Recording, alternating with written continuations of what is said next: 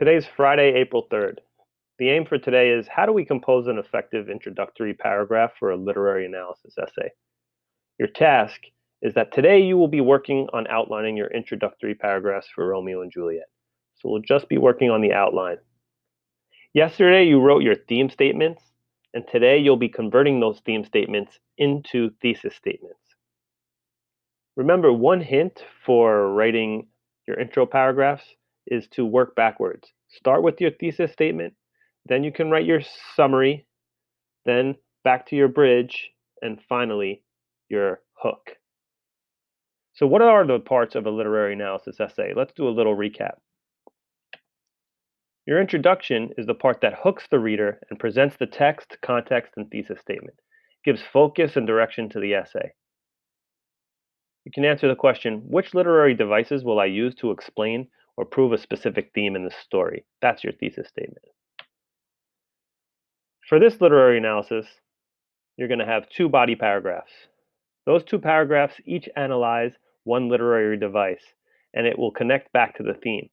This is where you prove your thesis. Which literary devices help the author develop the theme? So you have to choose the ones that you think most relate to the theme you chose from yesterday. And then finally, your conclusion is going to represent the text, context, and answer this so what question. Basically, it's giving you the big idea. How have I proved my point? It concludes and ties your essay together. This should all sound familiar to you because we did this way back in the short story unit. Let's go over some vocabulary and the different parts of the intro paragraph. First off is the hook. This is the part of the introduction that grabs the reader's attention. There's four different types of hooks you can use. One is an anecdote or a short story. Second one is a famous quote. Thirdly, you can use a cliche and turn it on its head. And then fourthly, you can do a shocking statement. The second part of your intro is your bridge. This connects the hook with the text to be analyzed in the story. So you're taking your hook and you're connecting that to your summary through the bridge.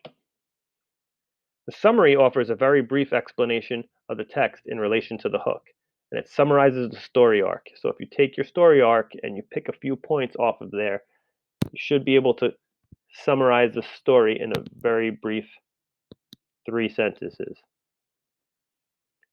Lastly comes your thesis. Thesis is a claim or theory that the essay is going to prove. You are trying to prove a theme. So yesterday you wrote your theme, and today I'll show you how to convert that theme into your thesis statement.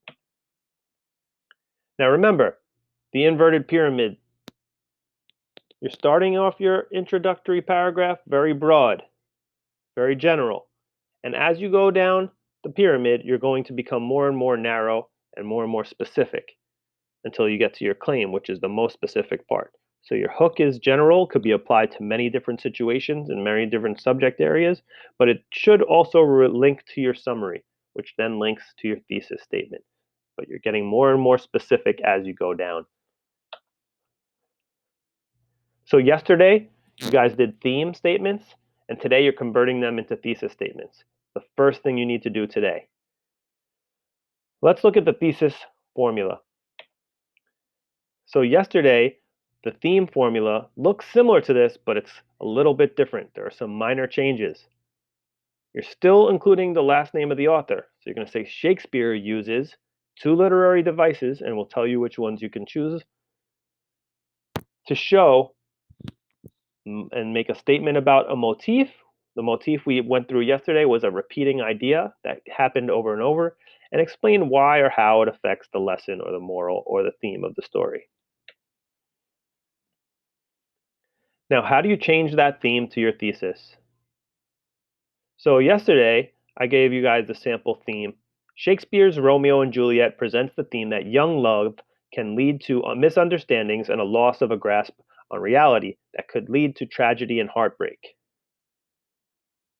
I'm going to use my thesis formula to change that, make it more specific, and make it so I can build the rest of my essay around it.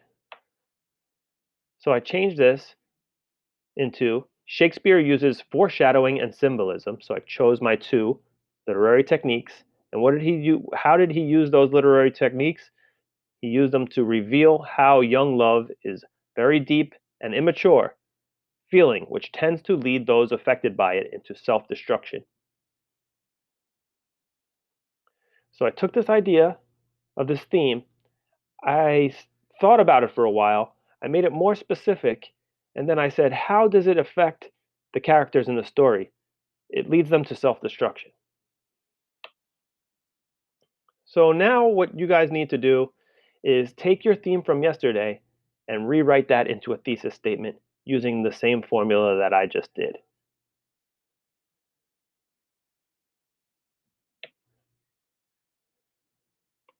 After you do that, you can convert that information into this document here that is shared with you.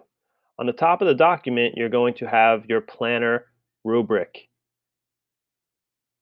This is how you'll be scored on your essay or just on this intro planner.